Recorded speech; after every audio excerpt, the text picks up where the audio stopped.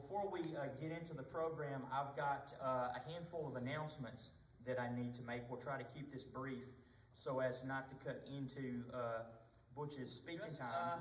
But just a reminder that this is the Tennessee Valley Historical Society's centennial year. We were founded in 1923 by Mr. Frank King of Leeton, so we have some centennial celebrations planned for later in the year. Among them is a historical marker that is already in the works that will be dedicated at 2 p.m. November 19th, 2023. We're going to have the dedication ceremony at the Leeton Library. The monument will go up in Leeton because that's where Mr. King was from. And his grandson, Jimmy King, will be the speaker at our November program. Normally it would be in October, but to coincide with the unveiling of the monument, we've moved it back to November of 2023, November 19th. It's on a Sunday. It'll either be at 1:30 or 2 p.m., I believe 2 p.m. We are working on a centennial commemorative edition of the Journal, which was founded in 1974, the Journal of Muscle Shoals History. So we have a subcommittee that is putting together a centennial version of the Journal of articles from our history from 1974, from the first volume to the last volume, which came out in 2014. So we hope to have that out in time for the centennial program in November, so be looking for that. I will remind you, Natchez Trace Genealogical Society program in August, I believe it's Sunday, August 11th, where Dr. Tom Osborne, Professor Emeritus from UNA, will be speaking on the 1795 Yazoo land fraud, which should be a really interesting program, so be there for that. And now I'll introduce our speaker, who probably doesn't need a lot of introduction. Ricky Butch Walker lives just east of Moulton, and he, for 24 years, he ran the Indian education program in the Lawrence County school system. So he's an old teacher, so he will have his teacher voice on. He's the author of 16 published books, and I think he's got some of all of them for sale. The most recent one that he'll be speaking on today is Black Folktales of the Muscle Shoals, Slavery to Success, which he co-authored with Houston Cobb, who definitely needs no introduction to folks here. Mr. Cobb had some issues with COVID, and his health has kind of deteriorated. So his sister-in-law, Mrs. Anita Cobb, tells me that he's been moved to Atlanta into assisted living with his daughter. So remember Mr. Cobb in your prayers as well. Without any further ado, I will introduce Ricky Butch Walker speaking on their book. We are filming this. BC Clemens is filming this for us. So this will be on his YouTube channel and the Society's Facebook page. When he gets it edited, Butch will speak 50 or 60 minutes, and then he'll take some questions. So, yeah. Wow. Thank you. Let's just get right into it. I met Mr. Cobb at one of these meetings many years ago. I think it was in 2013. And later on, I spent a lot of time with him, went to his house, and drove all around the county with him where he was raised, and he showed me a lot of different things that I was unaware of historically. But anyway, I want to talk about how black folks actually got into this area to start with, and that was through the Indian people that actually lived here. By 1782, James Logan Colbert of the Chickasaw Nation had accumulated 150 black slaves, and most of those slaves were stolen from Spanish and French vessels going up the Mississippi and the Tennessee rivers. Doublehead also had control of a lot of slaves.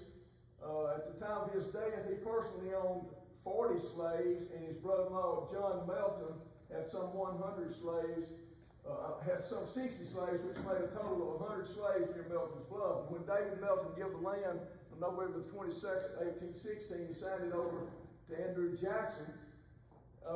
He also provided enough slave quarters for those slaves that Jackson also bought during that land sale. Okay, the area that is probably most important to Mr. Cobb was referred to as the Town Creek Triangle.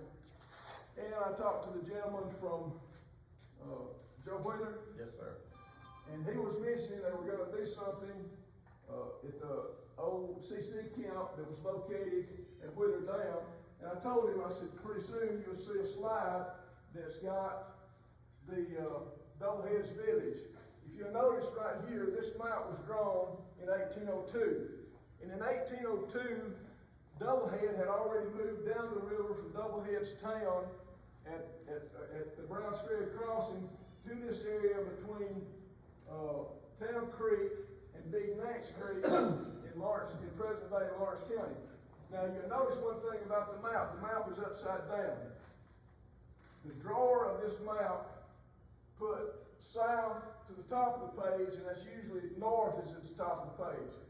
These creeks are Blue Water and Second Creek, and this is Big Max and Town Creek.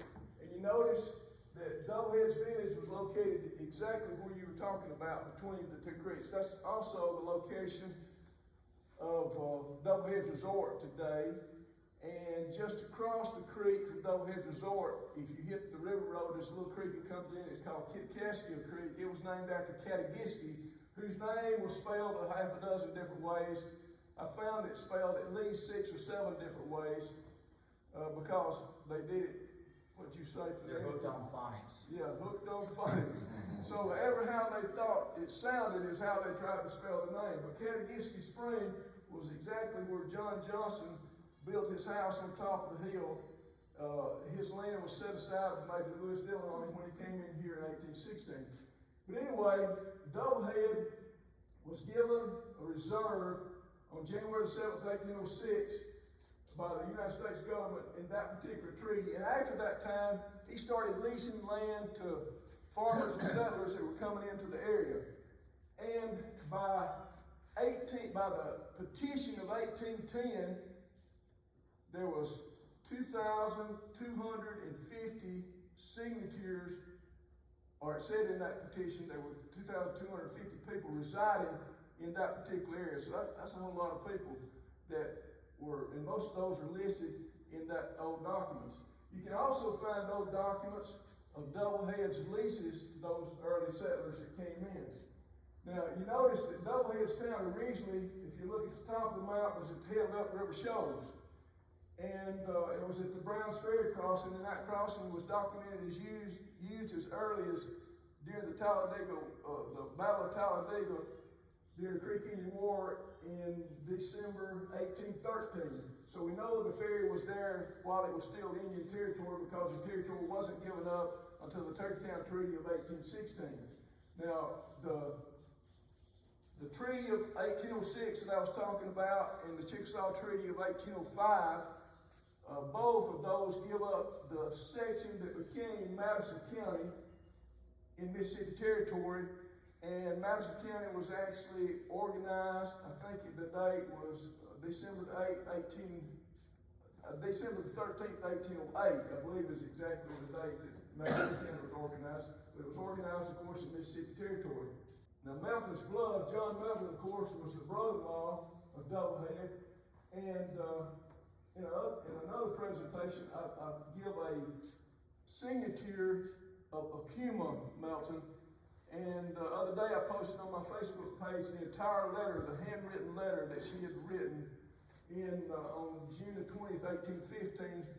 And it was sent from Huntsville, Mississippi Territories, where she sent it. She sent it to Return J. Meigs, asking would they be able to keep the land at Melton's Blood.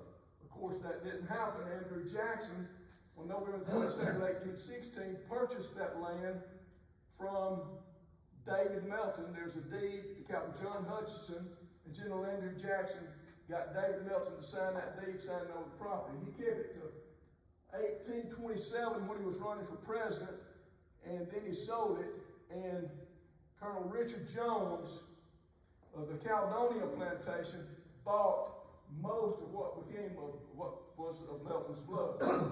Now, somebody said, why are you talking about Doublehead and Katagiski and all these people?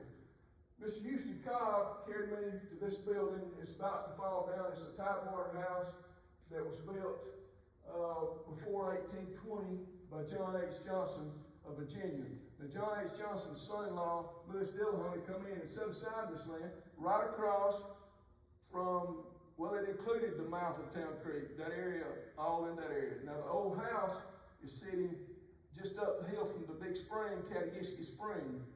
The spring is, if you look at this picture, it would be to the left, just down the hill. And that spring is a huge, I don't know if y'all been to that spring or not, but it is a huge, beautiful, deep blue spring, and it's got watercress growing all around it, and it feeds that Kitticaskea Creek.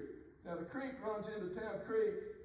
If you cross the Joe Patterson Bridge and you hit the river road, when you turn down the river road, you're going to cross Catawissa Creek. They got a little bird watching area there. They got a sign for bird watching at that particular area.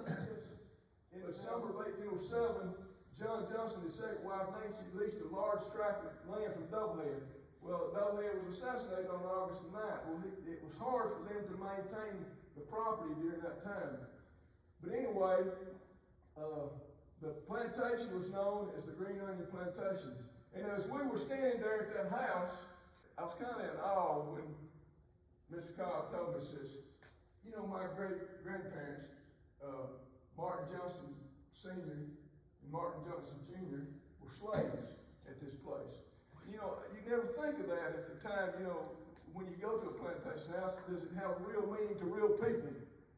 And of course, Mr. Cobb turned 98 years old March the 10th of this year. But his great-great-grandfather and his great-grandfather were the slaves at this plantation known as the Green Onion Plantation.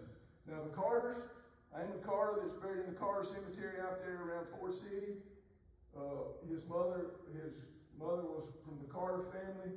The Cobb family, John B. Cobb, where the Cobb name comes from, first entered land. I think he was on the census of 1809 in Mississippi Territory at Huntsville. And he entered land real shortly thereafter.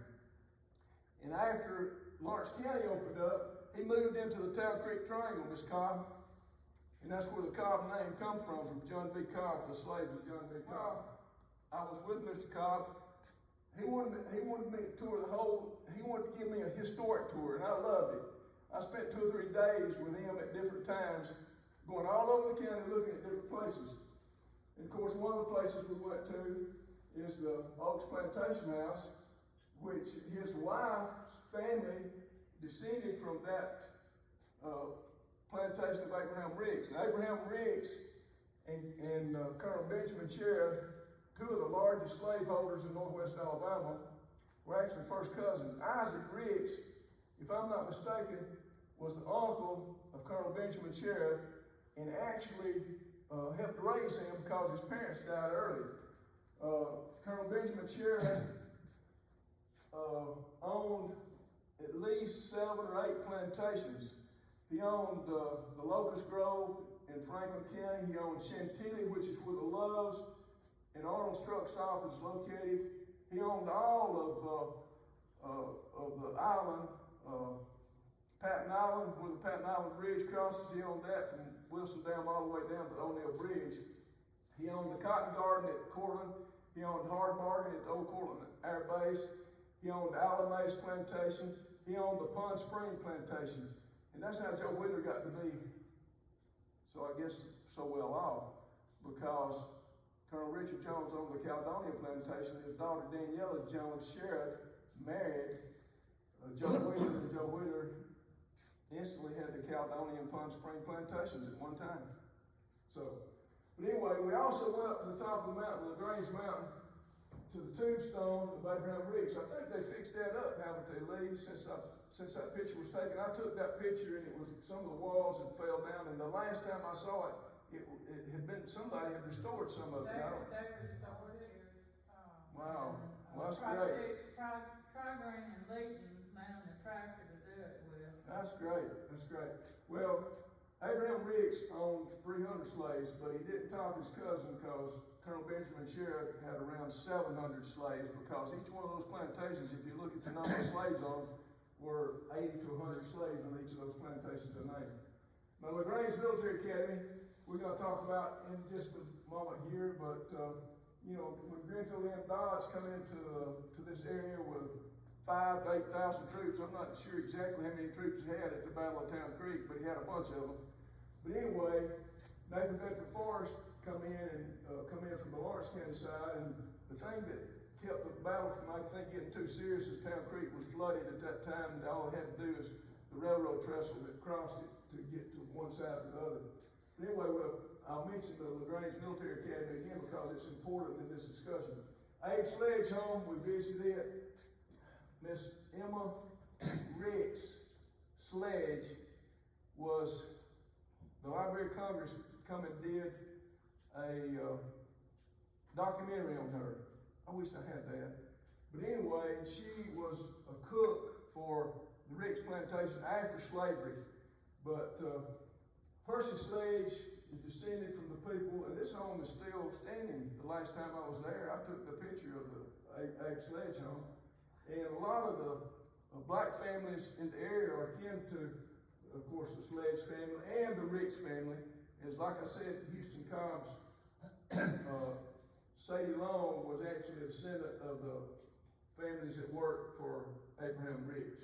Okay, Leeton, of course, is where Mr. Cobb went to school. That's the Leeton Training School.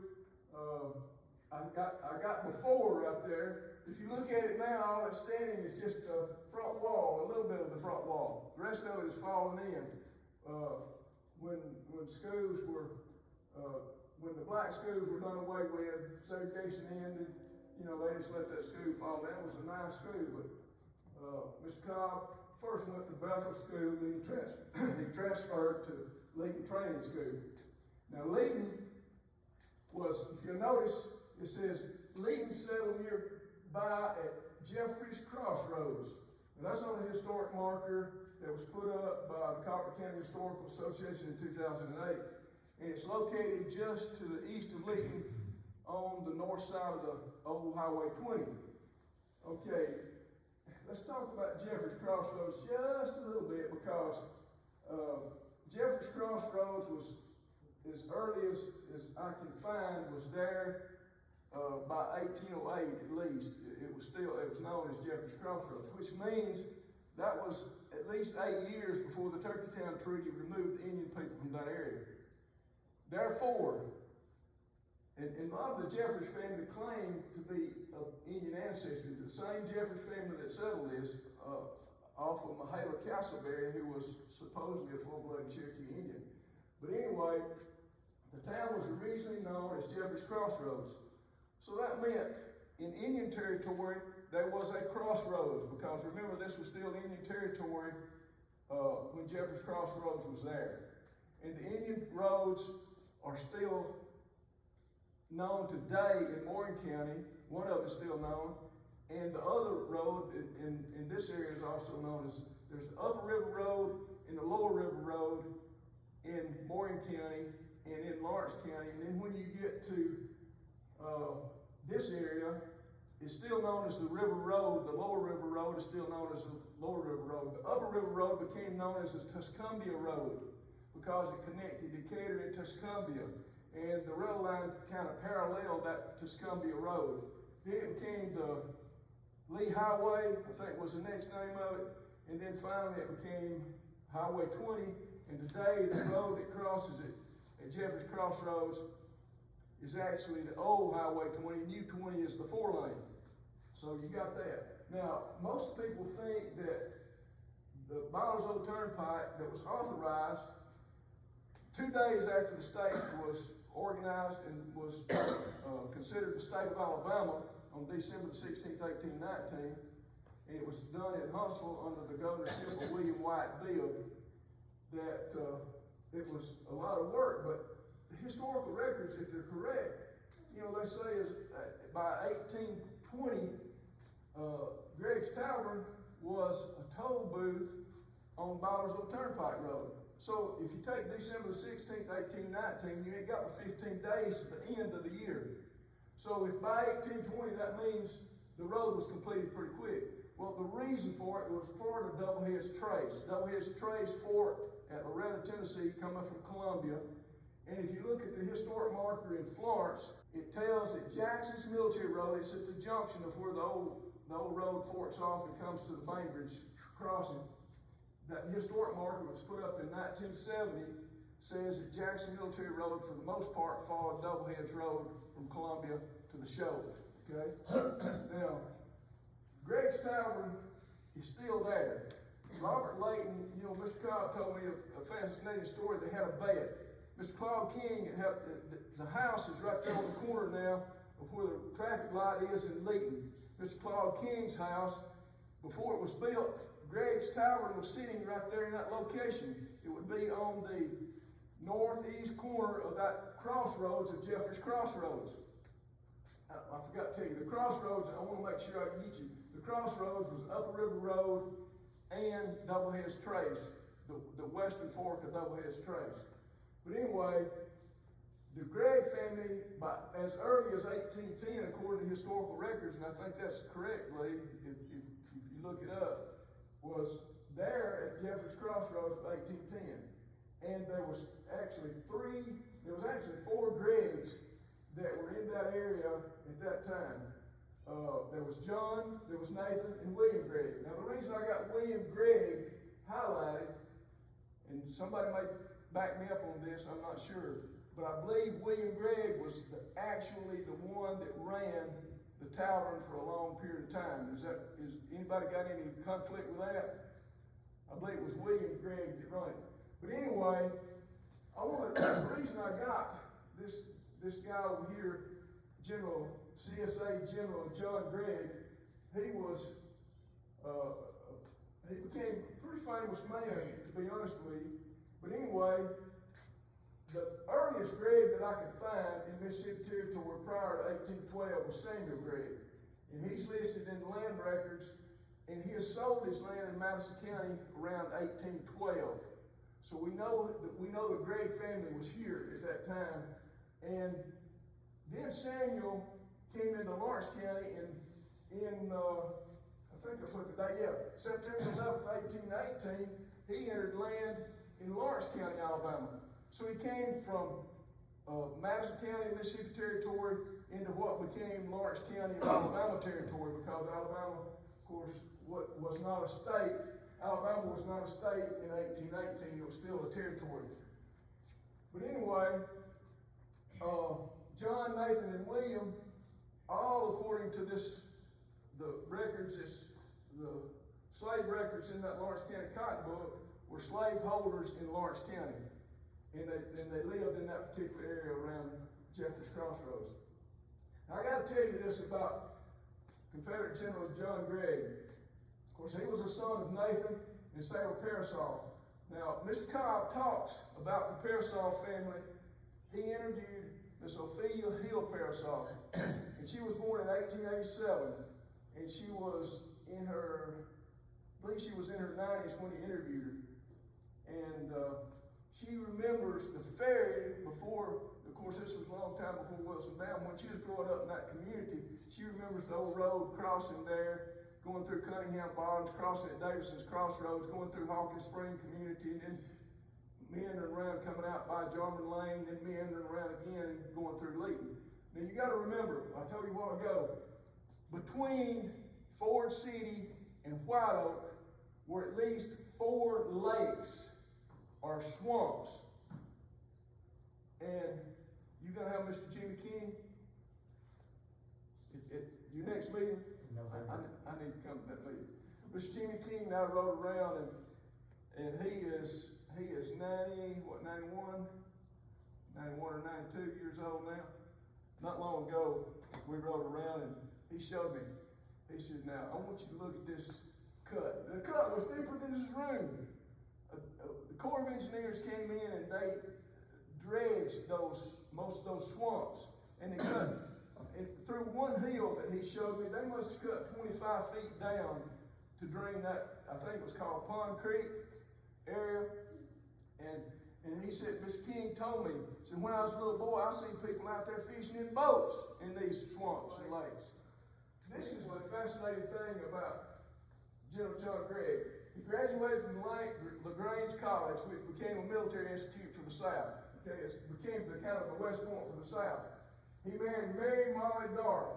She was the daughter of General Jesse Winston Garth. And General Jesse Winston Garth had 189 slaves according to the 1850 Morgan County Census records. And I wrote about Jesse Winston Garth, wrote a profile about Jesse Winston Garth, just like I did the Parasol family. I wrote about Jesse Winston Garth in the Morgan County book, the Parasol family in the Franklin County book.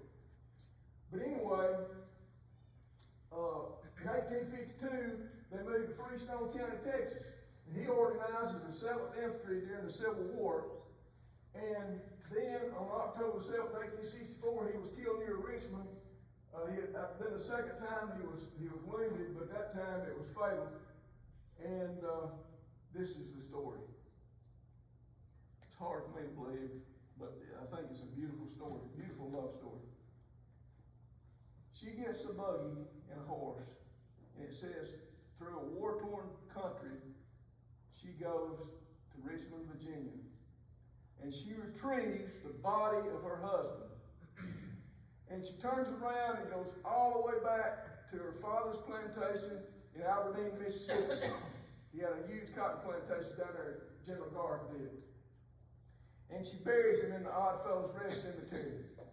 She builds her a house there, and she lives there until she's like 90-something years old and dies and is buried right beside her husband in the Oddfellows Rest Cemetery in Aberdeen, Mississippi.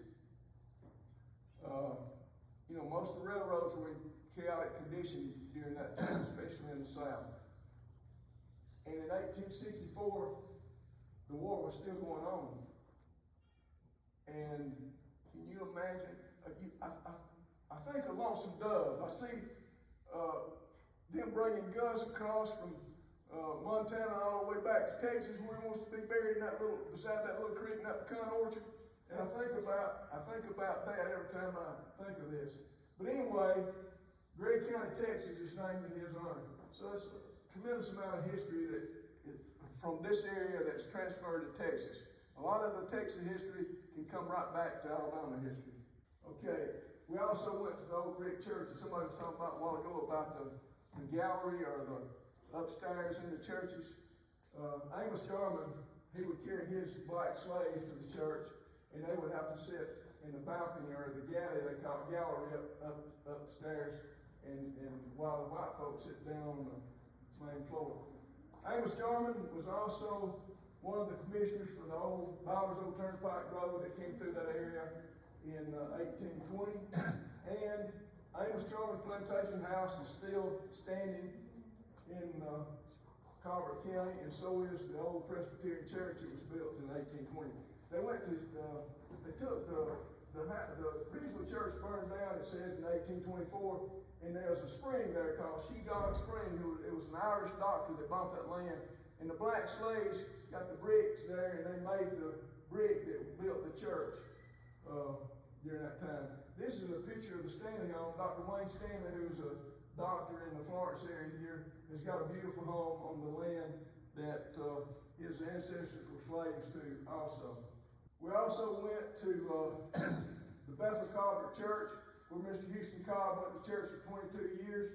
And this is something I thought was very interesting he told. He said, Bethel Cobb Missionary Baptist Church had a little building to store a mule-drawn hearse that the church owned.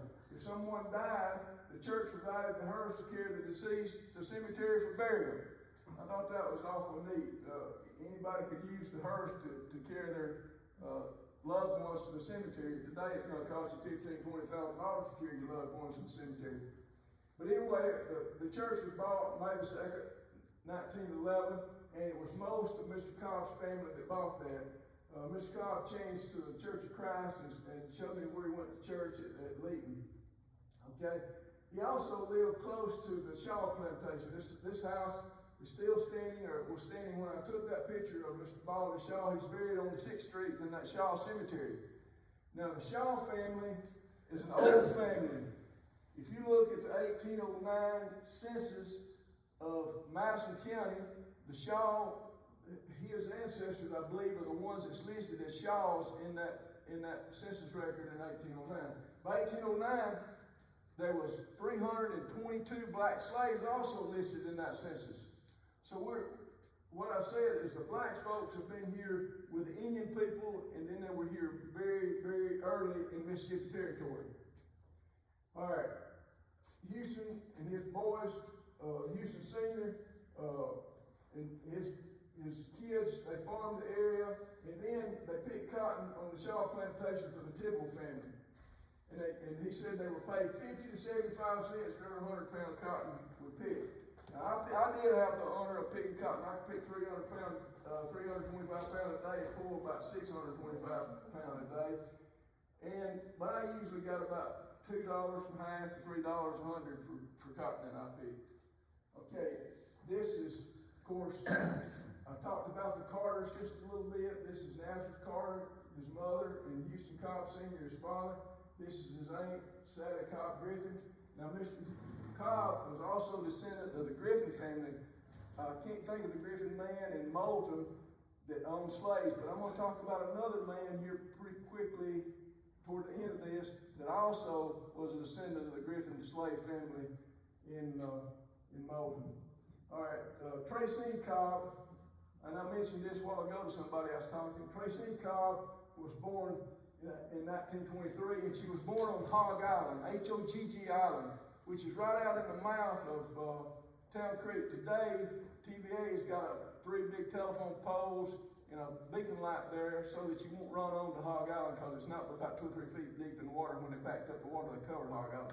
The Hogg family moved to, I believe they wound up in Texas. But anyway, that's where Hogg Island gets its name. But Hogg Island was originally part of Shoals, part of that doublehead village that I showed you originally.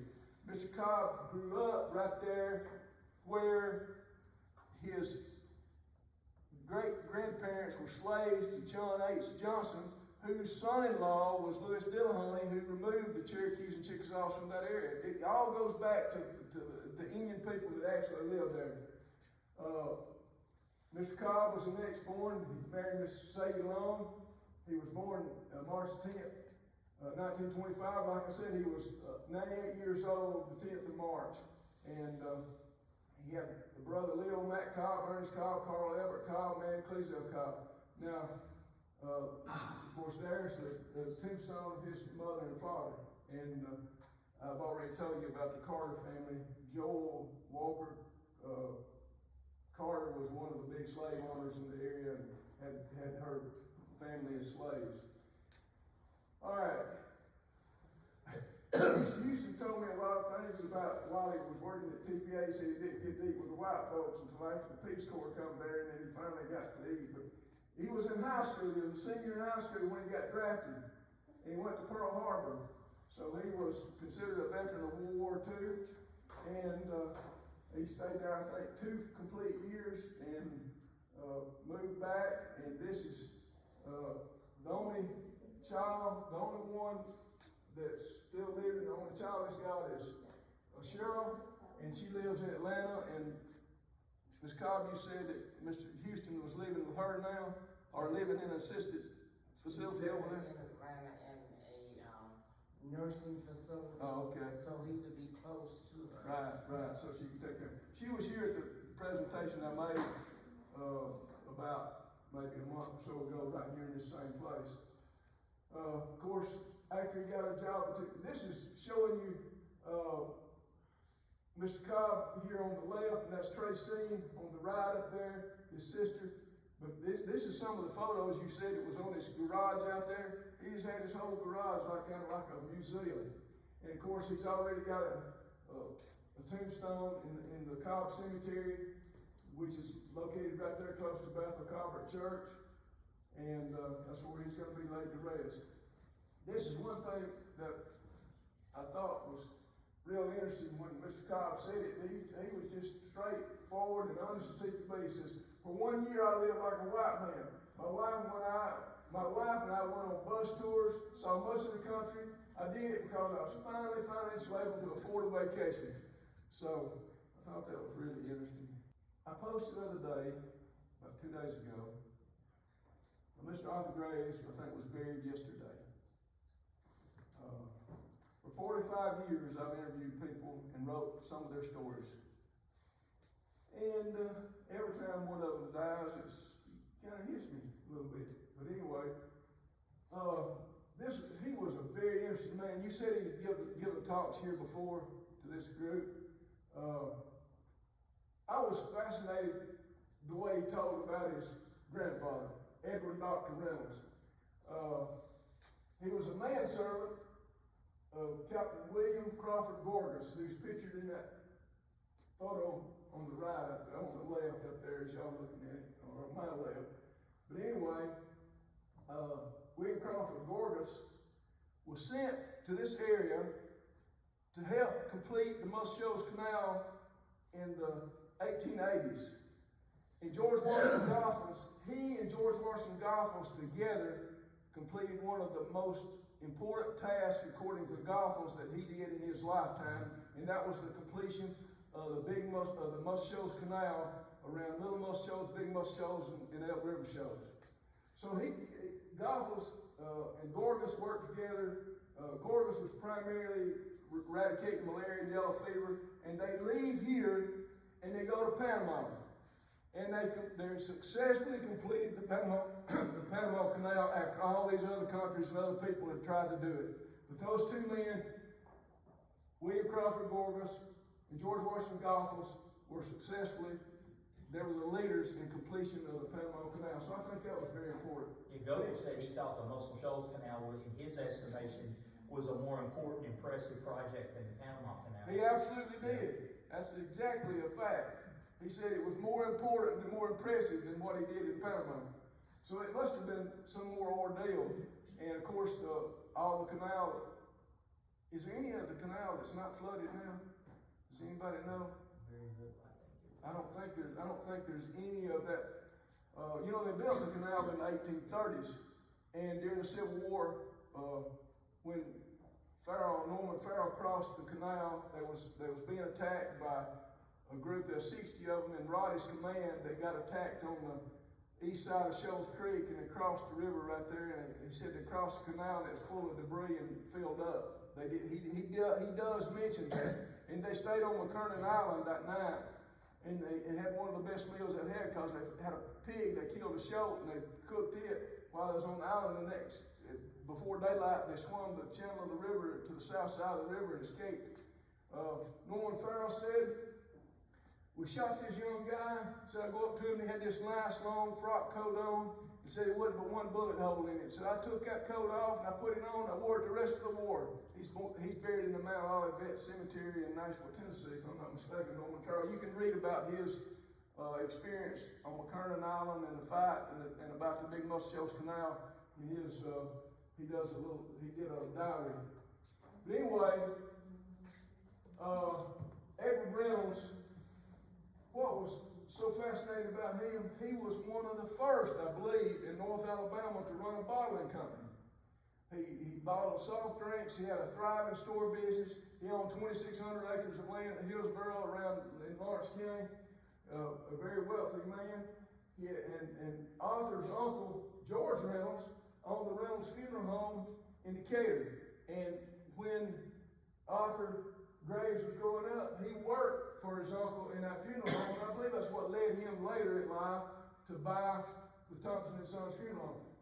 You notice he was 96 years old. He was drafted in 1946. He graduated from Tuskegee in 1948. He taught at Cortland Colored School in 1949. The next year, he began teaching at Decatur Public Schools. When he was called to active duty during the Korean War, he served for 20 years. In 1974, he taught at the University of Alabama for 14 years. And in 1982, he bought Thompson & Sons Funeral Home in Tuscumbia to promote his business. And he did a weekly radio program to promote his funeral home. He had 3 retirements. He told me, he says, "I'm a member of the 47%. And I thought, what? I can't remember all he said about it, but anyway, I loved listening to his stories. I was sad to hear of his passing. He was a super nice guy, super great guy. Mr. Charlie Porter was 92 years old when I took that picture. And Matt Griffin was, I believe he and Mr. Cobb were distant kin because his great-grandmother was a Griffin that was a slave for the Alexander Plantation in Lawrence County. and his father worked for the Pointer Plantation. It was on the river between Browns Ferry and Mallard Creek area, and his grandfather walked from that area. After he got his freedom, he walked and started working for the Alexander Plantation. He married this Matt Griffin, but anyway, the story of Charlie Pointer is fantastic. I remember as a little boy, I used to had a big old hind catcher's mitt, and I would catch my uncle. He pitched for the Pinhook team, and he pitched for the Molden team. Anyway, Mr. Charlie Pointer was a member of the Oval Black Baseball League team. For 10 solid years, they never lost a single baseball game. 10 years, he never lost a game. I've gone and watched them and have big picnics, and it's always in the cow pasture somewhere. 3 of those guys go to New York the Yankees wanted to recruit them to play. They didn't like the big city. They come right back to Oakland. They couldn't stand it. But they had an opportunity one time to play in the big leagues. Babe Ruth Taylor threw the ball so hard, and he hit a guy, killed him on the baseball field instantly. He been hated, killed him dead. He said, I won't throw anymore.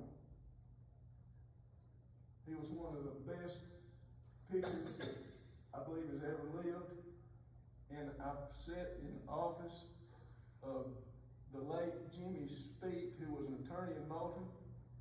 And Jimmy was a coach also of the Black Baseball Leagues. He said, you could hear that bat crack, and you knew that Babe Ruth would hit that ball over 500 feet in the air before it hit the ground. Babe Ruth Taylor became the catcher for the Oakville League. They said he could stay on his knees and nail a runner out at second base every time. Never had people to steal on him. The old house behind him is the Cannon House. They put new tin on it, and that's the picture of the Cannon House that's sitting right before you get to Jesse Owens Park.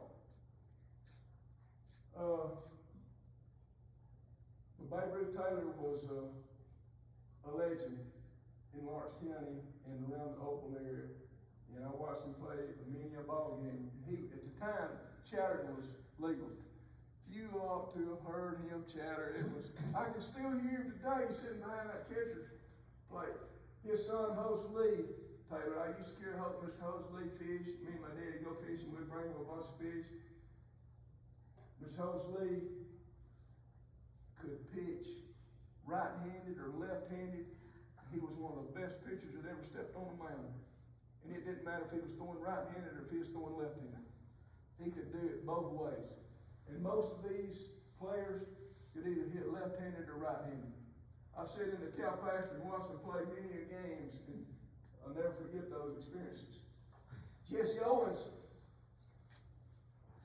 you may get a different story at Jesse Owens Park, but this is my story and I'm sticking to it. In 1847, the tax list showed Bessie Smith's mother Laura and Henry as slaves of this guy right here, Isaac Neighbors Owen, at Owens Chapel or Youngtown in Lawrence County. Okay. When Jesse Owens was born, his birth record said he was born in the Pinhook precinct. Now there's a creek about 100 yards from that house right there, and there was slave quarters behind that house about another 100 yards. To the south, the creek was to the east. The line from the Oval precinct and the Pinhook precinct ran down the middle of the creek. Now at Jesse Owens Park, they say Jesse Owens was born right here, but he was really actually born at the Cannon House, in my opinion, based on my opinion. Now, of course, we know all the story about Jesse Owens, how he come to greatness. They moved to Cleveland, or Cincinnati. Was it Cleveland or Cincinnati? I got the two towns mixed up. But anyway, he goes to school, and the teacher asks him, what's his name? He says, JC, which means James Cleveland. And she started calling him Jesse. Jesse. That's one of those, what do you call it again? Hooked on phonics. Yeah, hooked on phonics. She heard it as JC, she heard it as Jesse, and he said JC. But his name was James Cleveland Owens. But Henry Cleveland Owens married Miss Emma Fitzgerald. Miss Emma Fitzgerald and Henry Cleveland Owens had Jesse Owens right there in the Oval community. Now, I'm not saying he wasn't born in Oval, he was born in Oval. Now, Bessie Smith, folks, notice her mother married William Smith. And the Smiths, William Smith was also a black pastor, but I'm not sure if Andrew was his father or not. I believe Andrew was William Smith's father, but he was a preacher at this same church, the Smith Chapel Church. And so when her parents died, Viola and the kids moved to Chattanooga, Tennessee, and Viola raised Bessie Smith. Now, Bessie Smith, if you look her up on the internet, she was considered by a lot of people as the first lady of the blues. She played a role in W.C. Handy's, what's the movie? You was talking about W.C. Handy a while ago. You know about him. Yeah. What was the name of the movie? Anyway, she starred in that movie, and she was one of the highest paid black female recording artists at her time.